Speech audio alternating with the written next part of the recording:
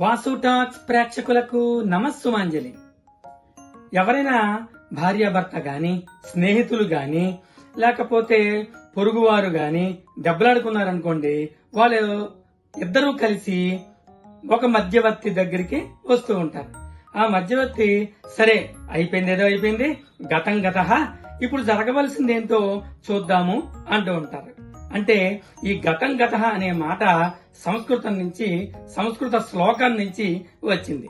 ఆ శ్లోకం ఏంటో ఇప్పుడు నేను పూర్తి శ్లోకాన్ని చెప్పడానికి మీ ముందుకి వచ్చాను.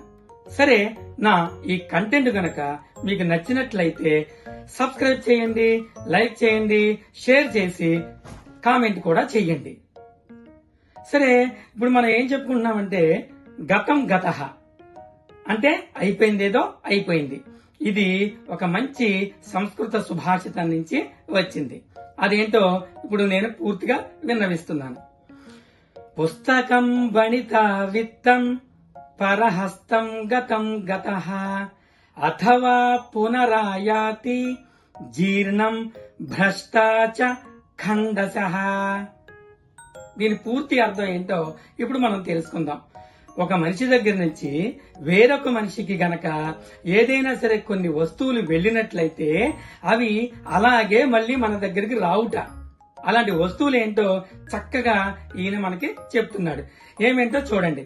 పుస్తకం, ఒకసారి గనక మనం ఎవరికైనా ఒక పుస్తకాన్ని ఇచ్చామనుకోండి, కొన్ని రోజుల తర్వాత తీసుకుంటే అది కొద్దిగానైనా నరకకుండా ఆ బుక్ ని మనకి తిరిగి ఇవ్వడు. మనందరికీ ఇది తెలిసి ఉన్న విషయమే. అలాగే వనిత, ఒక ఆడవాళ్ళని కూడా మనకి తెలియకుండా, లేకపోతే మనం ఎక్కడికైనా పంపించినట్లయితే కొన్ని రోజుల పాటు పంపించామనుకోండి, మళ్ళీ ఆమె అలాగే వస్తుంది అనే నమ్మకం మనకు ఉండదు. దీనికి ఆవిడే కారణం కాదు, మన చుట్టుపక్కల ఉన్నటువంటి మగవాళ్లు కూడా సరిగ్గా ఉండరు కదా.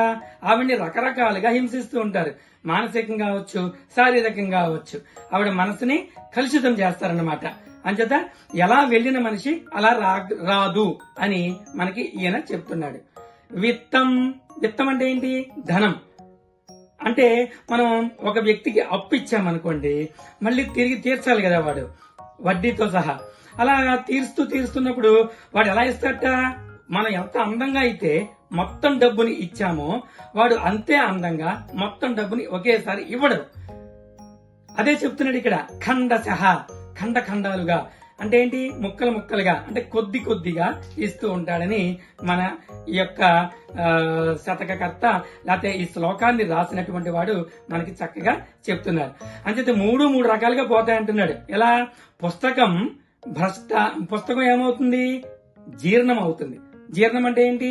నలిగిపోతుంది. అలాగే వనిత ఏమవుతుంది? భ్రష్టాచ అంటే భ్రష్టత్వం అవుతుంది. అలాగే విత్తం ఏమవుతుంది? ఖండశః అంటే ఖండాలుగా మరి మారిపోతుంది. అంటే చిన్న పేమెంట్స్ గా వాడు మనకి ఇస్తాడన్నమాట. కాబట్టి ఈ చక్కటి మరి పద్యంలో ఈ భావాన్ని అంతటినీ కూడా, మంచి భావాన్ని నిక్షిప్తం చేశాడు మన యొక్క కవి. Thank you.